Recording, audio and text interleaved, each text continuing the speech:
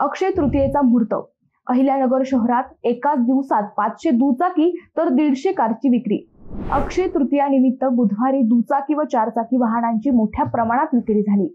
दुचाकीमध्ये electricals तर कारमध्ये CNG आणि ईव्ही हायब्रिड कारला ग्राहकांनी मोठी पसंती दिली. नगर शहरातील दालनातून दिवसभरात 500 पेक्षा जास्त दुचाकी तर सुमारे 150 कार विक्रीचा विक्रेत्यांनी अंदाज वर्तविला. बुधवारी सकाळपासून दुचाकी व चारचाकी वाहनांच्या शोरूम मध्ये खरेदीसाठी ग्राहकांची गर्दी पाहावयास मिळाली.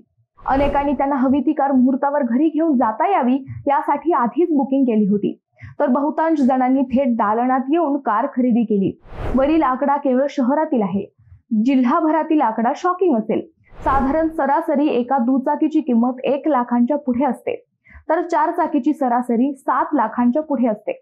यावरून तुम्ही अंदाज लावू शकता की एकाच दिवसात किती करोड रुपयांची उलाढाल शहराच्या बाजारपेठेत झाली. दुचाकीमध्ये पेट्रोलसह इलेक्ट्रिक वाहनांना ग्राहकांनी चांगली पसंती दिली, तर चारचाकीमध्येही सीएनजी आणि इलेक्ट्रिकलाच पसंती दिसून आली.